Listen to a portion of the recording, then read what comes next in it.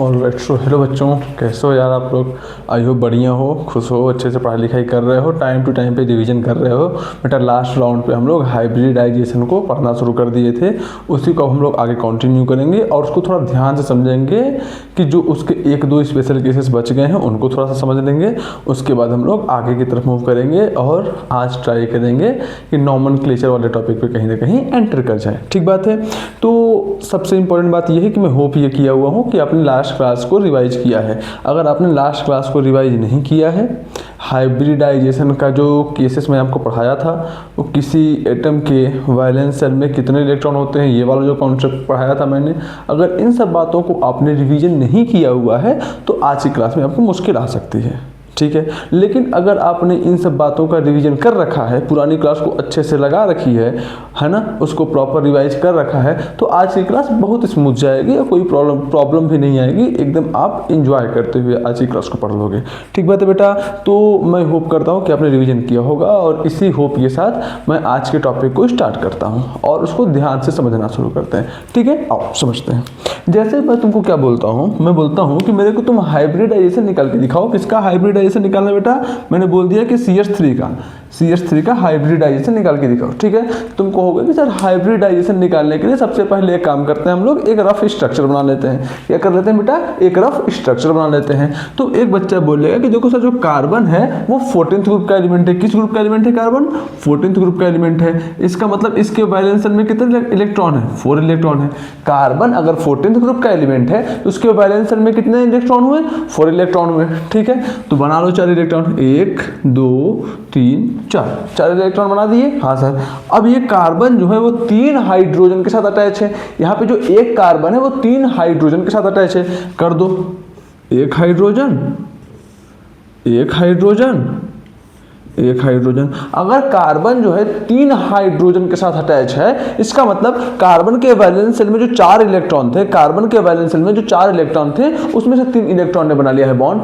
3 electron ने क्या कर लिया बेटा?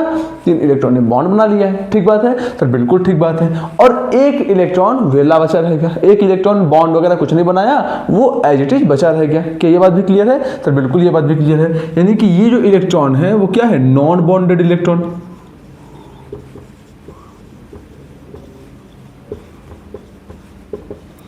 ये इलेक्ट्रॉन क्या हो गया? Non bonded electron. ठीक है, हाँ सर बिल्कुल ठीक है। ये इलेक्ट्रॉन क्या हो गया? ये इलेक्ट्रॉन क्या हो गया? ये इलेक्ट्रॉन क्या हो गया? तो बोलोगे कि सर ये जो इलेक्ट्रॉन्स हैं ये सब क्या हैं? Bonded electron. क्या है ये सब बेटा? तो बोलोगे कि सर ये सब है बॉन्डेड इलेक्ट्रॉन, है ना? समझ गए बात को? हाँ सर। अब मेरे बेटा एक बात को और ध्यान से देखो कि ये जो बेटा नॉन बॉन्डेड इलेक्ट्रॉन है, क्या ये लोन पेयर है क्या? क्या ये लोन पेयर है क्या? तो तुम बोलोगे कि सर ये लोन पेयर नहीं है ना? ये लोन पेयर तो नहीं है। ठीक है, हाँ सर, यानी कि ये लोन पेयर नहीं है। अब मैं तुमसे ये पूछता हूँ कि हाइब्रिडाइजेशन निकालने के लिए फॉर्मूला क्या होता था? तो तुम बोलते थे कि सर हाइब्रिडाइजेशन निकालने के लिए हम लोग sigma bond plus of lone pair करते थे, है ना? लोन पेयर, इनका सम होता था। अगर इनका सम आता था 4, इसका मतलब sp3 होता था हाइब्रिडाइजेशन। अगर इनका सम आता था 3, इसका मतलब होता था हाइब्रिडाइजेशन sp2। इनका सम आता था अगर 2, इसका मतलब होता था हाइब्रिडाइजेशन sp। समझ गए बात को? समझ गए बात को? हाँ सर। और मैंने लास्ट वन पे क्या पढ़ा था कि जो पाई बॉन्ड होते हैं, जो पाई बॉन्ड होते हैं उनको हम लोग हाइब्रिडाइजेशन में क्या काउंट नहीं करते हैं। पाई बॉन्ड को हम लोग हाइब्रिडाइजेशन में काउंट नहीं करते। इसमें काउंट करते हैं क्या? तो बोलोगे कि सर नहीं करते काउंट। बहुत अच्छी बात है। क्या ये बात भी क्लियर है? ये बात भी क्लियर है सर। तो अब तुम्हारे दिमाग में एक क्वेश्चन आ रहा होगा, सर देखो ये तो लोन पेयर नहीं है, ये तो लोन पेयर नहीं है, ये सिंगल इलेक्ट्रॉन है, तो क्या हम लोग इसको हाइब्रिडाइजेशन में काउंट करेंगे कि नहीं करेंगे? इसको हम लोग हाइब्रिडाइजेशन निकालने के लिए count as a lone pair count करेंगे कि नहीं करेंगे? अब यहाँ पे कुछ इंपॉर्टेंट केसेस आते हैं। अब यहाँ पे कुछ इंपॉर्टेंट केसेस आते हैं और उन केसेस को हम लोग आराम से डिस्कस करने वाले हैं। तो उससे पहले आप पहले इस पॉइंट्स को लिख लो। आपके पास 1 मिनट का टाइम है। उसके बाद मैं आपको ये चीज समझाता हूं कि इसको हाइब्रिडाइजेशन में काउंट करना है कि नहीं करना है। बहुत आसान सी बात है, इसको जल्दी से लिख लो। आपके पास बहुत कम टाइम है, आज मैं टाइम कम दूंगा लिखने के लिए। ठीक है, तो जल्दी स्टार्ट करो, जल्दी स्टार्ट करो।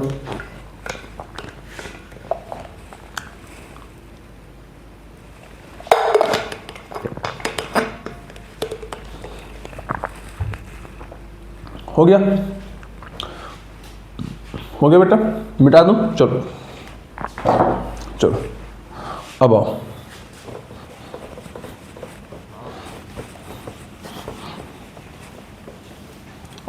तो आप ये समझ गए हो कि ये तो नॉन बॉन्डेड इलेक्ट्रॉन, लेकिन ये लोन पेयर नहीं है। ये क्या है, बोलोगे कि सर ये है हमारा सिंगल इलेक्ट्रॉन। क्या है, सिंगल इलेक्ट्रॉन।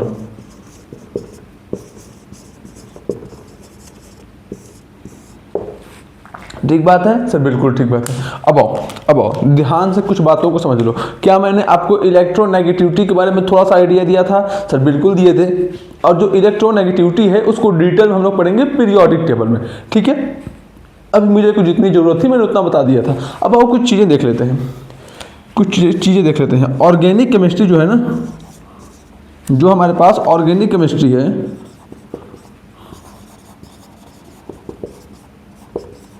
जो बेटा हमारे पास ऑर्गेनिक केमिस्ट्री है, ऑर्गेनिक केमिस्ट्री में बेटा एक बात ध्यान रखना कि जो कार्बन होता है, जो कार्बन होता है और जो हाइड्रोजन होता है, ऑर्गेनिक केमिस्ट्री में कार्बन और हाइड्रोजन,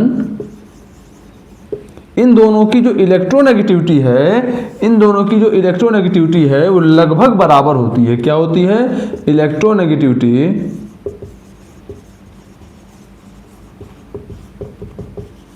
आपस में लगभग क्या होती है बेटा, बराबर होती हैं। ये पॉइंट क्लियर है सर? बिल्कुल ये पॉइंट क्लियर है। लेकिन अगर हम लोग एक्चुअल डाटा की बात करें, है ना, अगर हम लोग एक्चुअल डाटा की बात करें तो जो कार्बन होता है उसका इलेक्ट्रोनेगेटिविटी हाइड्रोजन से थोड़ा सा अधिक होता है। बहुत ज़्यादा अधिक नहीं होता, थोड़ा सा अधिक होता है। लेकिन अगर थोड़ा सा अधिक है तो अधिक ही मानेंगे हम लोग। तो इसको क्या होता है कि यह हल्का सा अधिक होता है। समझ गए बात को? ये हल्का सा एक्चुअल केस में कार्बन और हाइड्रोजन में की अगर इलेक्ट्रोनेगेटिविटी कंपेयर करें एकदम फैक्चुअल डाटा पे, तो कार्बन का इलेक्ट्रोनेगेटिविटी थोड़ा सा अधिक होता है। लेकिन ये इलेक्ट्रोनेगेटिविटी बहुत थोड़ा सा अधिक होता है, इस वजह से हम लोग क्या कंसीडर कर लेते हैं कि कार्बन और हाइड्रोजन की इलेक्ट्रोनेगेटिविटी आपस में लगभग बराबर है। समझ के बाद? लेकिन होता थोड़ा सा अधिक है, तो अब देखो आओ एक बात ध्यान से समझो, ये पॉइंट क्लियर हुआ? आई होप कि ये पॉइंट क्लियर हो गया होगा। तो एक पॉइंट लिखो, if the electronegativity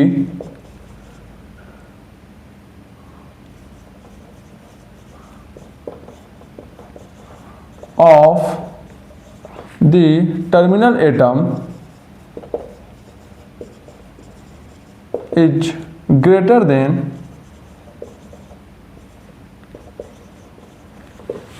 if the electronegativity of terminal atom is greater than the central atom,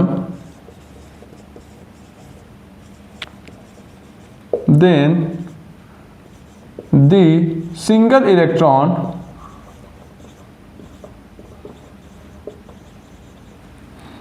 is counted in the calculation of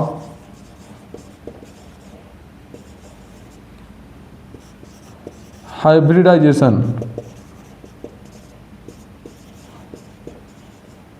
समझ गए बात को? बेटा ये सारे एटम्स क्या हैं? तो बोलोगे आपके सर ये सारे एटम्स जो हैं वो हैं कहीं ना कहीं टर्मिनल एटम्स। क्या हैं? Terminal atom. और जो ये वाला एटम है ये क्या है बेटा? तो बोलोगे कि सर ये है सेंट्रल एटम। ये वाला एटम क्या हो गया? Central atom. और ये सारे एटम क्या हो गए? Terminal atom. तो क्या बोलता है पॉइंट, इंपॉर्टेंट पॉइंट क्या बोलता है कि अगर इलेक्ट्रोनेगेटिविटी किसकी? टर्मिनल एटम की ज्यादा हो, किससे? सेंट्रल एटम से। अगर सेंट्रल एटम से टर्मिनल एटम की इलेक्ट्रोनेगेटिविटी ज्यादा हो, मान लो कि जो ये सारे एटम्स अटैच्ड हैं, अगर इन टर्मिनल एटम्स की इलेक्ट्रोनेगेटिविटी इस सेंट्रल एटम से अधिक होगा, तो उस केस में जो सिंगल बॉन्ड है आपके पास, उस केस में ये जो आपके पास सिंगल इलेक्ट्रॉन है उसको हम लोग किसमें काउंट करेंगे? इसको हम लोग काउंट करेंगे कि हाइब्रिडाइजेशन के कैलकुलेशन में। यानी कि अगर टर्मिनल एटम की इलेक्ट्रोनेगेटिविटी सेंट्रल एटम से अधिक हो। अगर टर्मिनल एटम की इलेक्ट्रोनेगेटिविटी बेटा सेंट्रल एटम से अधिक होता है, उस केस में हम लोग सिंगल इलेक्ट्रॉन को लोन पेयर की तरह काउंट करेंगे। उस केस में हम लोग सिंगल इलेक्ट्रॉन को लोन पेयर की तरह ट्रीट करेंगे, है ना। तो लोन पेयर की तरह ट्रीट करेंगे। इस क्या लिखा है, counted in the calculation of hybridization लिखा है ना। इसका मतलब हम लोग जो हमारे पास सिंगल इलेक्ट्रॉन है उसको हम लोग लोन पेयर की तरह ट्रीट करेंगे। तो वो पॉइंट लिख देते हैं, वो पॉइंट मैं यहाँ पे लिख देता हूँ, वो पॉइंट यहां पे मैं लिख देता हूं। Single electron is treated as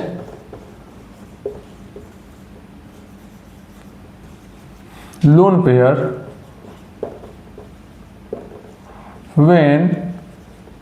when terminal atom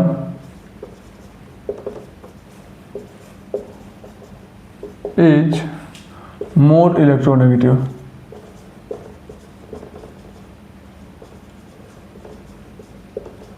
है ना, यानी कि अगर टर्मिनल एटम अधिक इलेक्ट्रोनेगेटिव है तो सेंट्रल एटम के पास प्रेजेंट जो लोन पेयर होगा, सेंट्रल एटम के पास प्रेजेंट जो सिंगल इलेक्ट्रॉन होगा, अगर टर्मिनल एटम क्या है, अगर टर्मिनल एटम हमारे अधिक इलेक्ट्रोनेगेटिव है बेटा, तो उस केस में जो सेंट्रल एटम है उसके पास जो हमारे पास सिंगल इलेक्ट्रॉन है उसको हम लोग as a lone pair count करेंगे। क्या काउंट करेंगे, as a lone pair count करेंगे। कि इतनी बात क्लियर है। पहले इन सारी बातों को अच्छे से ध्यान से लिख लो, उसके बाद मैं क्या करता हूं, आगे के एक दो पॉइंट्स और करवाता हूं, फिर कुछ क्वेश्चंस कर लेते हैं ताकि आप इन कॉन्सेप्ट को अच्छे से समझ जाओ। जल्दी से लिख लो बेटा।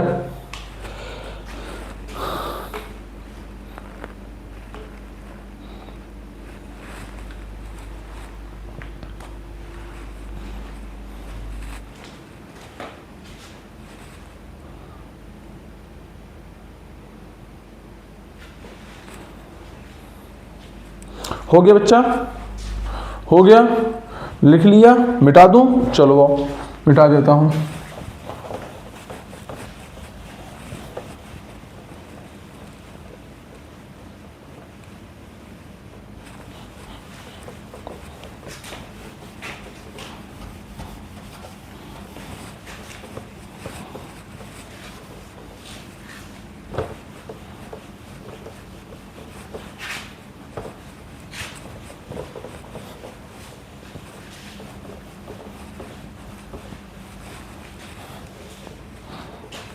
है ना, चलो अब आगे देखते हैं, अब आगे देखते हैं, ठीक है।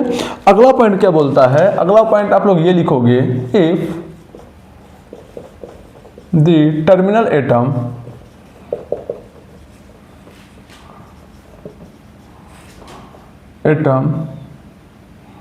इज लेस इलेक्ट्रोनेगेटिव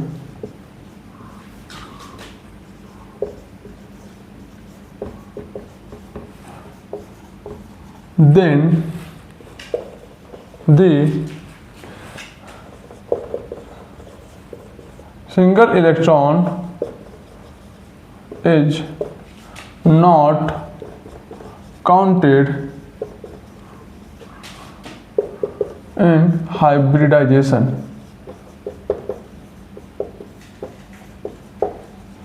समझ के बात को, यानी कि जो हमारे पास हमारे पास जो टर्मिनल एटम है, अगर वो कम इलेक्ट्रोनेगेटिव है किसके कंपैरिजन में, सेंट्रल एटम के कंपैरिजन में, तो उस केस में जो सेंट्रल एटम के पास सिंगल इलेक्ट्रॉन प्रेजेंट है उसको हम लोग लोन पेयर की तरह ट्रीट नहीं करेंगे, उसको हम लोग हाइब्रिडाइजेशन में काउंट नहीं करेंगे। समझ के बात को, हाँ सर। तो अगला पॉइंट यही लिख देता हूं, क्या कि जो हमारे पास सिंगल इलेक्ट्रॉन है ना, single electron is not counted in calculation of hybridization।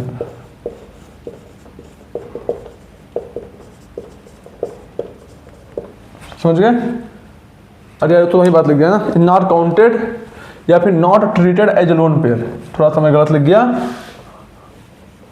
Not treated as lone pair, है ना, नॉट ट्रीटेड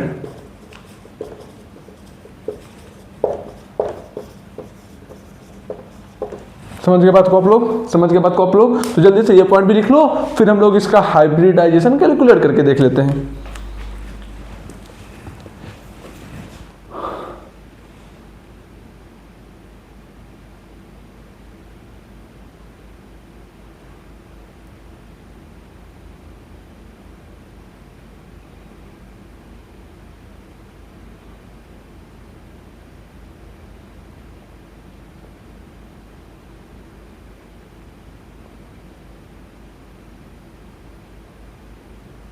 हो गया बेटा, हो गया बेटा। चलो आओ इरेज करते हैं इसको, आओ इसको इरेज करते हैं, है ना। चलो छोड़ो इसको इरेज क्या करेंगे, अब आगे देखते हैं क्या करते हैं, आगे देखते हैं। इस स्ट्रक्चर को मैं इरेज करके दोबारा बना रहा हूं ताकि क्लियरिटी से हम लोग समझ पाए, है ना।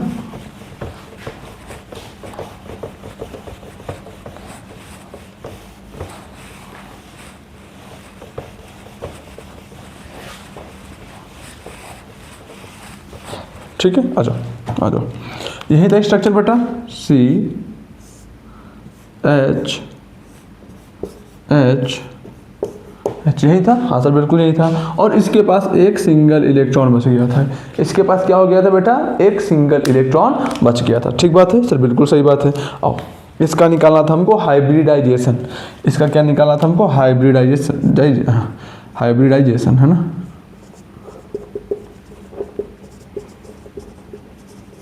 इसका फार्मूला क्या होता है बेटा, तो बोलोगे कि सर इसका फार्मूला होता है number of sigma bond plus number of lone pair, नहीं होता है ना। हाँ सर, हाँ सर। इसके पास कितने सिग्मा बॉन्ड हैं, तो बोलोगे कि सर इसके पास 1 सिग्मा, 2 सिग्मा, 3 सिग्मा बॉन्ड है, यानी कि इसके पास 3 तो सिग्मा बॉन्ड हो गए, प्लस लोन पेयर कितने हैं, तो तुम क्या बोलोगे कि सर यहाँ पर ये जो टर्मिनल एटम्स हैं, ये जो टर्मिनल एटम हैं, इस टर्मिनल एटम में क्या है, हाइड्रोजन। तो ये जो टर्मिनल एटम है यहाँ पे, ये सब क्या है, ये सब लेस इलेक्ट्रोनेगेटिव हैं। क्या है, लेस इलेक्ट्रोनेगेटिव।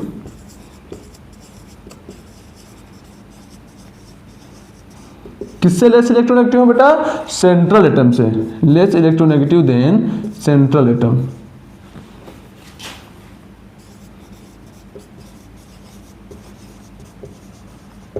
समझ गए बात को क्या समझ गए आप लोग, सर बिल्कुल समझ गए। तो अगर ये लेस इलेक्ट्रोनेगेटिव है सेंट्रल एटम से, तो क्या हम लोग इस सिंगल इलेक्ट्रॉन को लोन पेयर की तरह काउंट करेंगे, सर नहीं करेंगे। अगर टर्मिनल एटम सेंट्रल एटम से लेस इलेक्ट्रोनेगेटिव हो जाए तो सिंगल इलेक्ट्रॉन को हम लोग as a lone pair treat नहीं करते हैं। तो यहां पे लिख देंगे not treated as lone pair, है ना। तो हम लोग इसको लोन पेयर की तरह ट्रीट नहीं करेंगे। तो इसके पास 3 तो सिग्मा बॉन्ड हो गया प्लस 0 ऑफ लोन पेयर। कितना हो गया लोन पेयर, 0 लोन पेयर हो गया। यानी कि अगर इनका सम देखें तो कितना आ गया, इसका सम आ गया 3। अब जब इसका सम आ गया 3, इसका मतलब हाइब्रिडाइजेशन क्या हो जाएगा हमारा, sp2। क्या हो जाएगा बेटा, sp2। क्या ये कॉन्सेप्ट क्लियर है, क्या ये कॉन्सेप्ट भी क्लियर है आपका, ठीक बात है। समझ गए हो, प्रॉपर अच्छे से समझ गए इस कॉन्सेप्ट को भी। तो अगर आपको ये कॉन्सेप्ट क्लियर है तो इसको फटाक से नोट डाउन करो, और फिर हम लोग क्या करते हैं, एक दो एग्जांपल और करते हैं ताकि क्रिस्टल क्लियर हो जाए सारी बातें। समझ गए बात, जल्दी करो।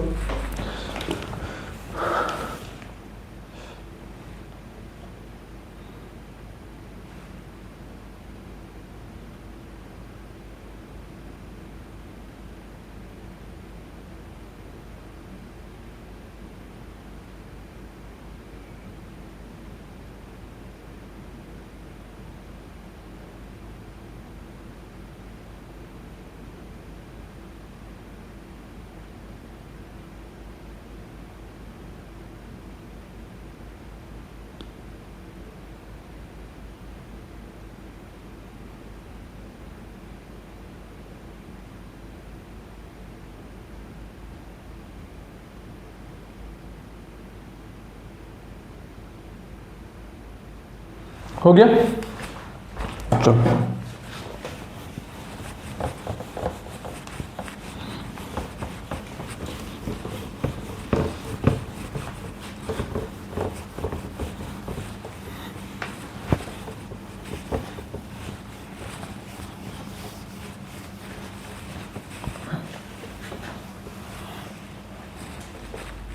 अब आगे देखते हैं बेटा ना, आगे देखते हैं। अब चलो ये क्वेश्चन करते हैं, सी एफ एफ एफ, है ना। अब देखो कार्बन के वैलेंस शेल में 4 इलेक्ट्रॉन होते हैं। कार्बन ने 3 बॉन्ड बना रखा है, इसका मतलब एक इलेक्ट्रॉन अभी क्या है, फ्री है। तो उसको बना दो यहाँ पे, ठीक। अब मैं क्या बोलता हूँ, इसमें कार्बन का हाइब्रिडाइजेशन निकाल के दिखाओ मुझे। क्या करो, कार्बन का हाइब्रिडाइजेशन निकाल के दिखाओ मुझे। क्या करोगे आप लोग, क्या करोगे आप लोग, तो बोलोगे, एक बच्चा बोलेगा खड़ा होगा कि सर हाइब्रिडाइजेशन क्या होता है, number of sigma bond plus number of lone pair. कितने सिग्मा बॉन्ड है, 1 sigma, 2 sigma, 3 sigma. Sir 3 sigma bond है, लोन पेयर कितने हैं, तो बंदा बोलेगा कि सर इस बार देखो ये जो टर्मिनल एटम है, ये जो टर्मिनल एटम है, ये सब जो टर्मिनल एटम है हमारे पास, ये क्या है, मोर इलेक्ट्रोनेगेटिव है। क्या है, मोर इलेक्ट्रोनेगेटिव है। क्या है, मोर इलेक्ट्रोनेगेटिव है। किससे, किससे मोर इलेक्ट्रोनेगेटिव है बेटा, सेंट्रल एटम से। किससे मोर इलेक्ट्रोनेगेटिव है, सेंट्रल एटम से, है ना। तो अगर बेटा टर्मिनल एटम सेंट्रल एटम से अधिक इलेक्ट्रोनेगेटिव है बच्चा, तो उस केस में क्या हुआ, उस केस में क्या होगा, उस केस में जो हमारे पास सिंगल इलेक्ट्रॉन है, कौन है, सिंगल इलेक्ट्रॉन जो है उसको हम लोग क्या मान लेंगे, लोन पेयर मान लेंगे। क्या मान लेंगे, लोन पेयर मान लेंगे। ठीक है, तो अब यहाँ पे हाइब्रिडाइजेशन क्या हो जाएगा इसका, इसका हाइब्रिडाइजेशन क्या हो जाएगा, बोलोगे कि सर 3 तो इसके पास सिग्मा बॉन्ड है। कितने सिग्मा बॉन्ड है, 3 तो इसके पास सिग्मा बॉन्ड है, प्लस प्लस अब ये क्या हो जाएगा, इसको हम लोग मान लेंगे लोन पेयर। क्या मान लेंगे, लोन पेयर। क्यों, क्योंकि टर्मिनल एटम अधिक इलेक्ट्रोनेगेटिव है, और जब टर्मिनल एटम अधिक इलेक्ट्रोनेगेटिव हो जाए तो सिंगल इलेक्ट्रॉन को हम लोग क्या मान लेते हैं, लोन पेयर मान लेते हैं। तो 3 तो sigma bond plus 1 of lone pair. एक क्या हो गया बेटा, लोन पेयर हो गया। ये कितना आ गया टोटल, तो बोलोगे सर ये टोटल आ गया 4। ये नंबर कितना आ गया, 4। तो अगर स्टेरिक नंबर 4 हो गया हमारा, अगर हमारे पास number of sigma bond plus number of lone pair का सम अगर हमारे पास 4 हो जाएगा, तो जो हमारा हाइब्रिडाइजेशन है वो कितना हो जाता है बेटा, sp3, sp3। तो क्या ये जो मैंने पूरा कॉन्सेप्ट आपको समझाया था वो क्लियर हो गया, वो क्लियर हो गया। तो इसको फटाक से नोट डाउन करो, इसको क्या करो, जल्दी से नोट डाउन करो, और आगे 1-2 और कॉन्सेप्ट पढ़ लेते हैं हम लोग। जल्दी करो बेटा इसको।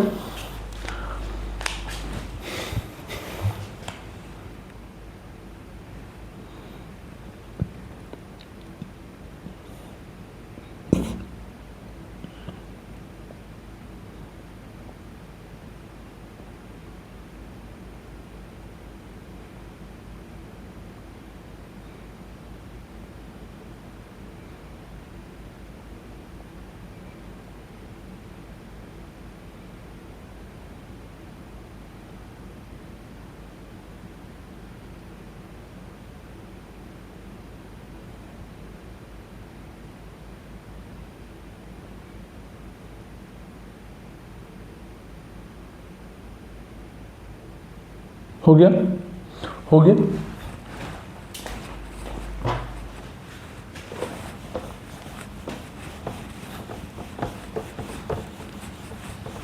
तो ये एक जो केस बचा था इसको भी हम लोगों ने कर लिया। ठीक, इसको भी हम लोगों ने कर लिया।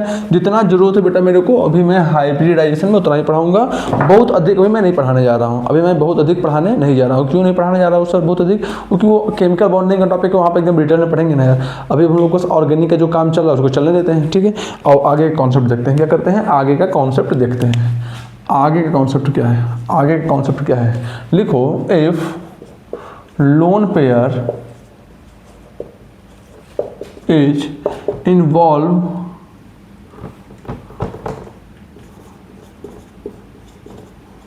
in resonance,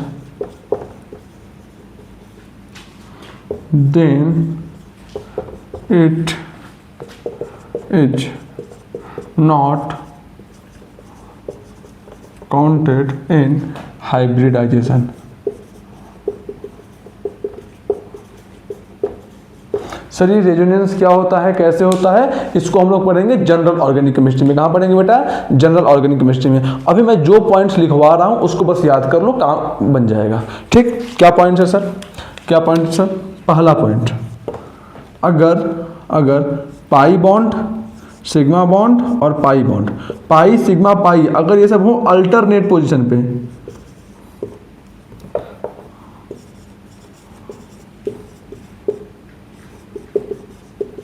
कहाँ पे बेटा, अल्टरनेट पोजीशन पे, तो उस केस में क्या हो जाएगा, रेजोनेंस हो जाएगा। सर एक एग्जांपल करके दिखाओ। आओ बेटा, क्यों नहीं दिखाऊंगा एग्जांपल करके, जैसे देख लो, जैसे देख लो, है ना। बॉन्ड लाइन नोटेशन आपको पढ़ा दिया हूँ ना सर, बिल्कुल पढ़ा दिए हो। ये हो गया, ये हो गया, ये हो गया, पाई सिग्मा पाई, क्या है, देखो यहाँ पे एक पाई बॉन्ड, फिर एक सिग्मा बॉन्ड, फिर एक पाई बॉन्ड। पाई देखो सर सिग्मा तो सबके पास एक एक है, इसमें कोई दो राय नहीं है, लेकिन लेकिन लेकिन यहाँ पे देखो pi sigma pi, pi sigma pi, क्या pi bond sigma bond pi bond तीनों आपस में एक दूसरे के अल्टरनेट पोजीशन पे हैं कि नहीं? ये पाई बॉन्ड सिग्मा बॉन्ड और pi bond pi sigma pi एक दूसरे से अल्टरनेट पोजीशन पे है कि नहीं? सर बिल्कुल है, यानी कि यहाँ पे जो रेजोनेंस है वो हो जाएगा, रेजोनेंस हो जाएगा। कोई दिक्कत है यहाँ पे? सर कोई दिक्कत नहीं है। दूसरा केस है ना, पहला पॉइंट तो ये हो गया। दूसरा पॉइंट क्या याद रखना कि अगर लोन पेयर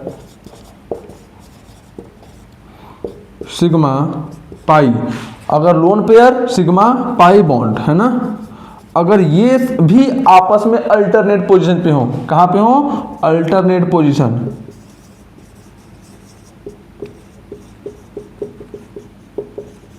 तो उस केस में भी रेजोनेंस हो जाएगा, उस केस में भी रेजोनेंस हो जाएगा। अब आओ देखो ध्यान से, जैसे मैंने ये एक ले लिया है ना, ये एक मैंने ले लिया एग्जांपल, ये हो गया पाई बॉन्ड, ये हो गया यहाँ पे इसके पास लोन पेयर, मान लो इसके पास क्या हो गया? Lone pair. चलो मैंने इसको बोल दिया, क्या बोल रहे इसको मैं, चलो इसको मैं बोल दिया कार्बन ही है ना,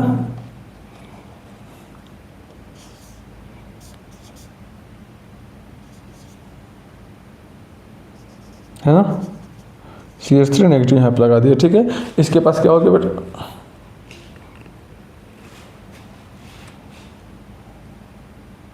दो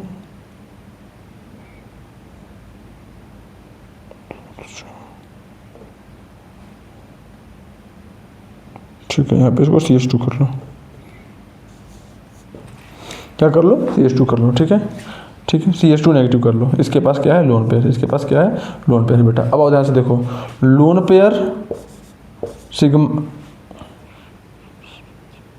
थोड़ा सा गलती हो गई स्ट्रक्चर बनाने में, है ना।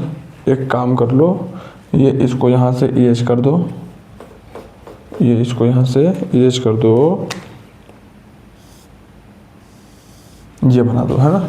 लोन पेयर सिग्मा पाई, क्या ये एक दूसरे से अल्टरनेट पोजीशन पे है कि नहीं? लोन पेयर सिग्मा पाई, क्या ये एक दूसरे के अल्टरनेट पोजीशन पे है कि नहीं? तो बोलो सर बिल्कुल एक दूसरे के अल्टरनेट पोजीशन पे है ना, तो यहाँ पर भी क्या हो जाएगा? रेजोनेंस हो जाएगा। अब ध्यान देना कि जब कभी भी रेजोनेंस लोन पेयर के हेल्प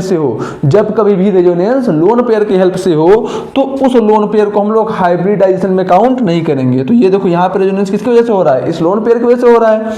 यहाँ पे रेजोनेंस किसकी वजह से हो रहा है? लोन पेयर की वजह से हो रहा है, हाँ कि ना सर? बिल्कुल, यहाँ पे आपने लिखवाया है कि लोन पेयर सिग्मा पाई अगर आपस में अल्टरनेट पोजिशन पे होंगे तो रेजोनेंस कर लेंगे। तो क्या यहाँ पे ये लोन पेयर रेजोनेंस कर लेगा कि नहीं? तो बोलो सर ये लोन पेयर बिल्कुल रेजोनेंस कर लेगा। और जब भी लोन पेयर रेजोनेंस कर लेगा तो इसको हम लोग हाइब्रिडाइजेशन में काउंट नहीं करेंगे। तो क्या करेंगे? नॉट काउंटेड इन हाइब्रिडाइजेशन,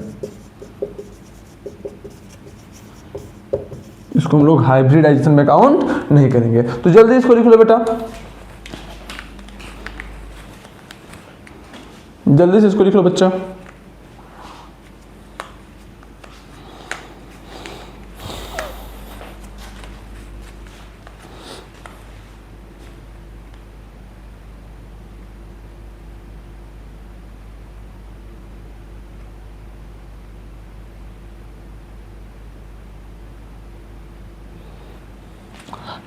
ठीक है।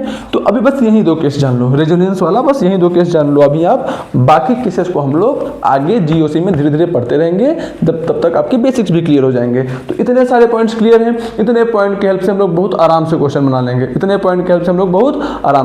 लेंगे, तो अगर आपने इनको लिख लिया है तो मैं इसको इरेज करता हूँ और एक दो क्वेश्चन कर लेते हैं हम लोग, ताकि कॉन्सेप्ट अच्छे से क्रिस्टल क्लियर हो जाए। ठीक है बच्चा, आओ देखो।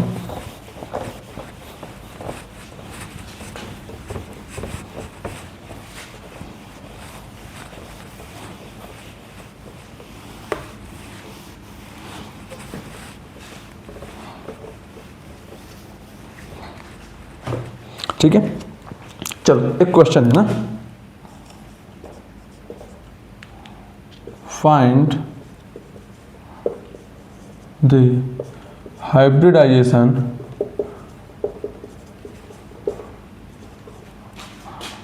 ऑफ नाइट्रोजन, है ना। आपको क्या करना है बेटा, नाइट्रोजन का हाइब्रिडाइजेशन काउंट करना है ना। चलो स्ट्रक्चर ये है आपके पास,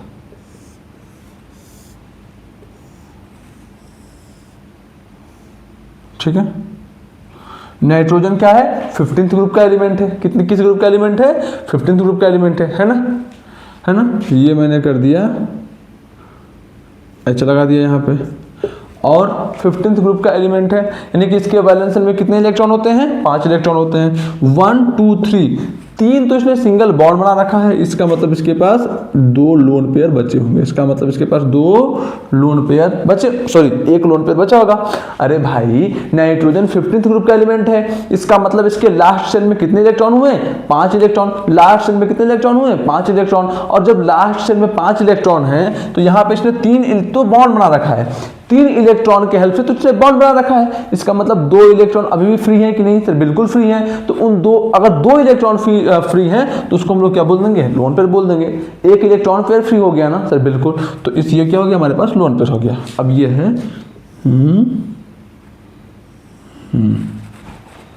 है ना। चलो क्या करना है आपको, इसका हाइब्रिडाइजेशन निकालना है यहाँ पे नाइट्रोजन का। आओ ध्यान से निकालो, निकाल के दिखाओ, निकाल के दिखाओ।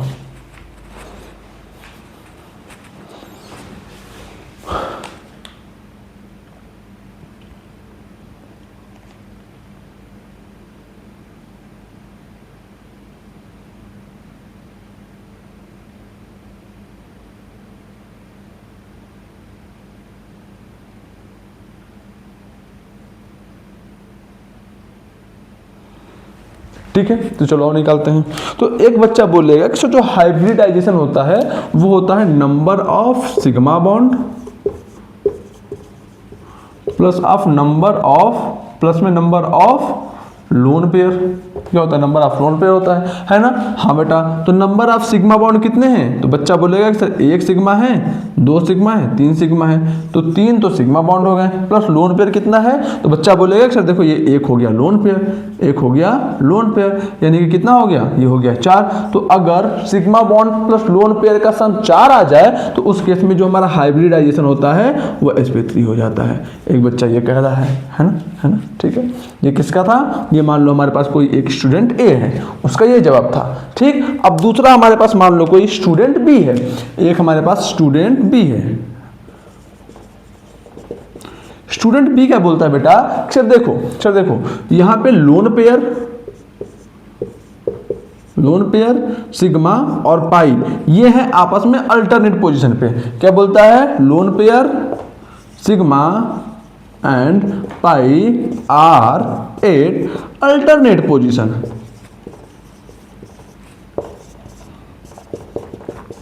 है ना सर, बिल्कुल ठीक बात है। स्टूडेंट पी जो है वो बिल्कुल सही बात कह रहा है कि अब ये सब क्या है, ये सब एक दूसरे के अल्टरनेट पोजीशन पे हैं। तो जब भी ये एक दूसरे के अल्टरनेट पोजीशन पे होंगे तो क्या हो जाएगा, रेजोनेंस हो जाएगा। क्या हो जाएगा, रेजोनेंस हो जाएगा। और अगर रेजोनेंस हो गया तो जो हमारे पास लोन पेयर है, क्योंकि रेजोनेंस इस लोन पेयर की वजह से हो रहा है ना, अगर ये लोन पेयर ना होता तो रेजोनेंस हो पाता क्या, सर नहीं हो पाता। तो जो ये जो लोन पेयर है बेटा वो नॉट काउंटेड इन हाइब्रिडाइजेशन। तो ये जो लोन पेयर बेटा वो हाइब्रिडाइजेशन में काउंट नहीं होगा। तो स्टूडेंट बी क्या बोलता है कि स्टूडेंट बी बोलता है कि जो हमारा हाइब्रिडाइजेशन होगा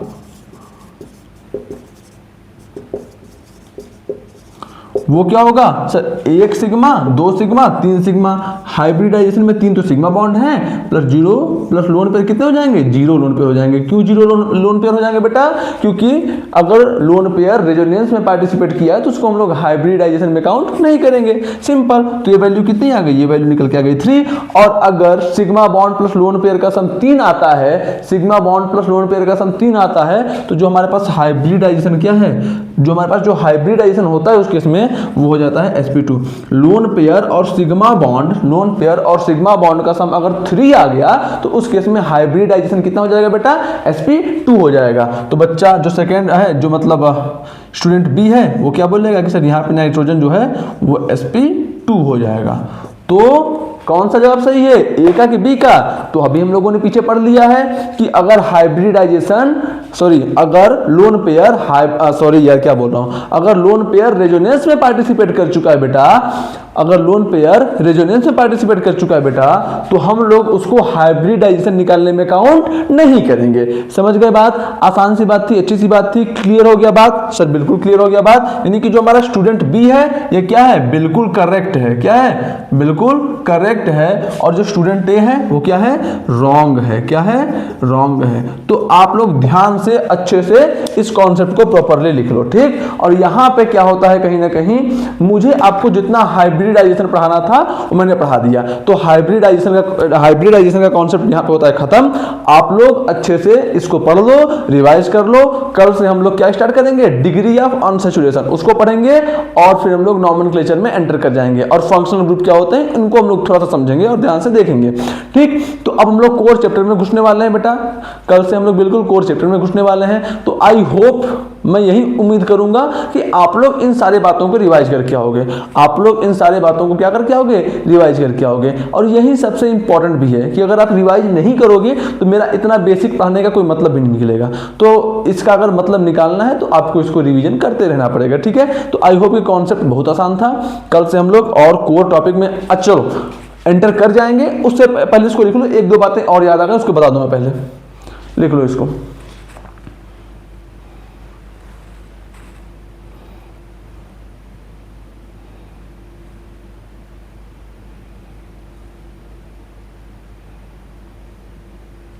हो गया?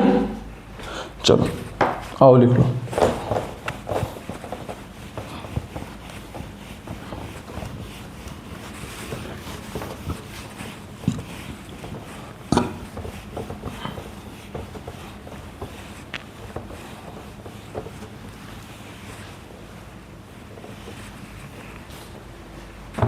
आओ लिख लो। कौन सी बात लिखनी है आपको, कौन सी बात लिखनी है, एक बात समझ लो, है ना। Bond length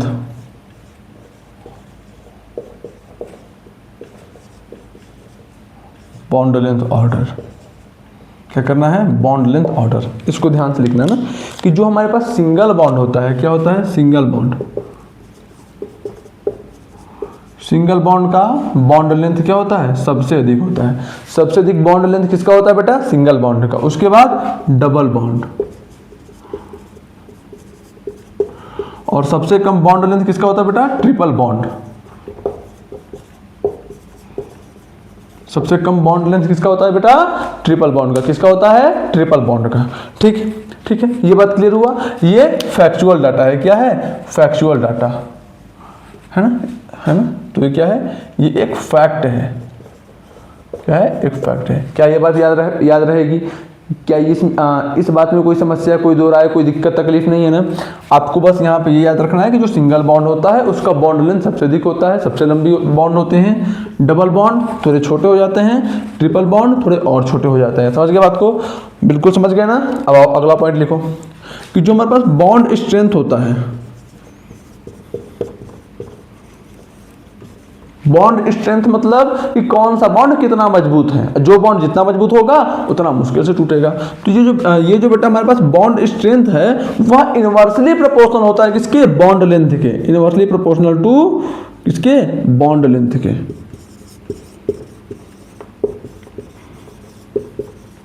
bond strength is inversely proportional to bond length. समझ गए बात को, सर बिल्कुल समझ गए। तो अब मुझे बताओ single bond, double bond, triple bond में बॉन्ड स्ट्रेंथ का ऑर्डर क्या हो जाएगा। तो यहां पे लिख लेता हूं हम लोग, ऑर्डर ऑफ बॉन्ड स्ट्रेंथ।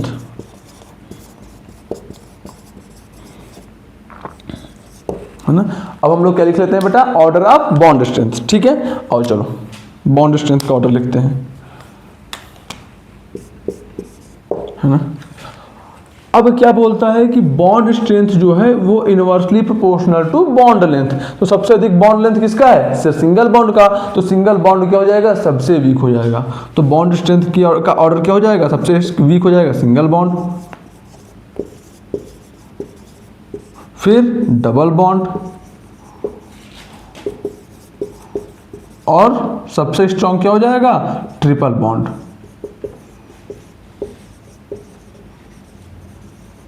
क्या ये पूरा कॉन्सेप्ट अच्छे से क्लियर है? क्रिस्टल क्लियर है? दिमाग में अच्छे से चला गया? आसान सी बात थी, ये बात मेरे को आपको बतानी थी, मैंने बता दिया। तो आई होप कि ये बात भी आपको याद रहेगी, ये बात भी आपको याद रहेगी। ठीक है, तो सबसे पहले इसको आप लोग जल्दी से नोट डाउन कर लो, फिर हम लोग आगे मूव करते हैं। इसको नोट डाउन कर लो बेटा।